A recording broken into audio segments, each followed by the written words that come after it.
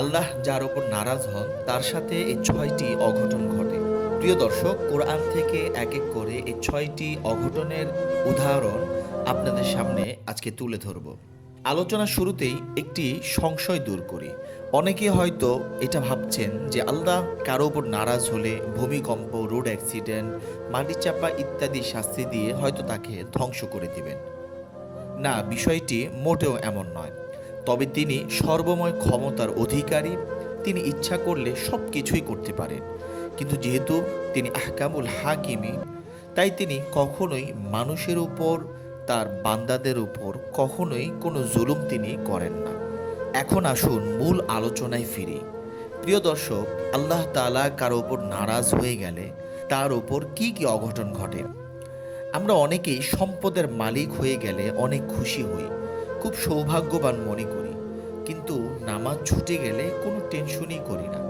অথচ আল্লাহ কারো ওপর যদি নারাজ হয়ে যান, তার কাছ থেকে সম্পদ ছিনিয়ে নেন না। আল্লাহ তাআলা কারো ওপর নারাজ হয়ে গেলে তার থেকে সেজদা দেয়ার তৌফিক ছিনিয়ে নেন।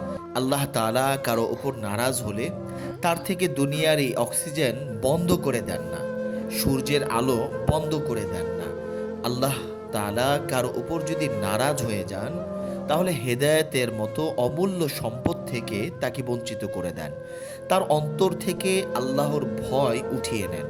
মানুষ মনে করে আমি নামাজ পড়ব না।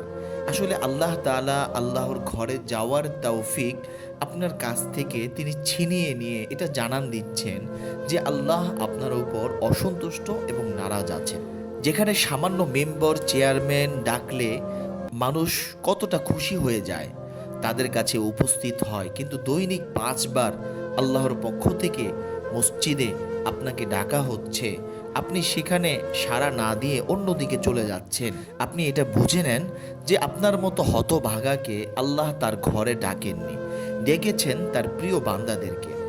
তদ্রূপ আল্লাহ যদি আপনার উপরে নারাজ হন, তাহলে দুনিয়ার ধন সম্পদ এটা আল্লাহ ছিনিয়ে নেওয়ার প্রয়োজনই মনে করেন না। কারণ আল্লাহ তাআলার কাছে দুনিয়ার এই ধন সম্পদ এটা একেবারেই মূল্যহীন। আল্লাহ তাআলা যদি কারো উপর নারাজ হন, তাহলে তার উপর থেকে আখিরাতের অমূল্য চিরস্থায়ী সম্পদ থেকে তিনি তাকে বঞ্চিত করে দেন।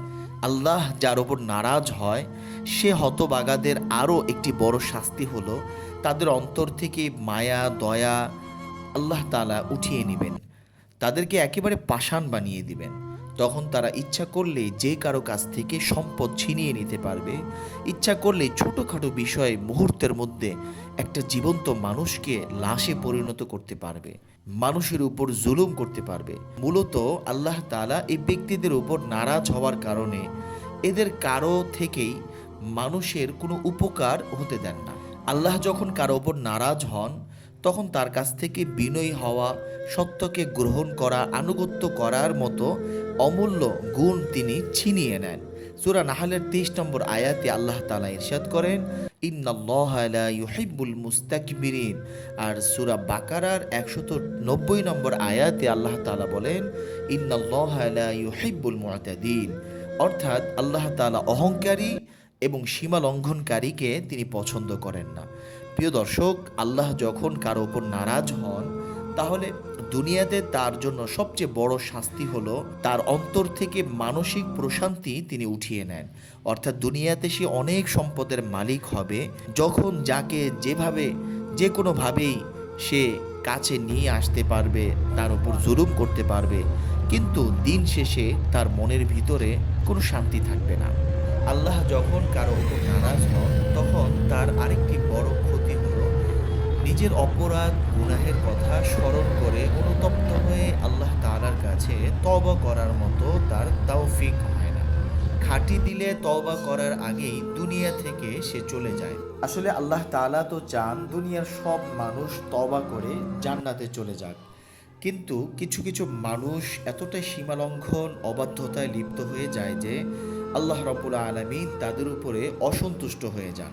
প্রিয় দর্শক, এই পূর্ণ আলোচনার দ্বারা আমরা যেটা বুঝতে পারলাম যে মানুষের উপর জুলুম করা, অহংকার করা, অবিচার করা এবং বান্দার হক নষ্ট করা, এগুলোর কারণে আল্লাহ তাআলা মানুষের উপরে খুব বেশি অসন্তুষ্ট হয়ে যান, নারাজ হয়ে যান।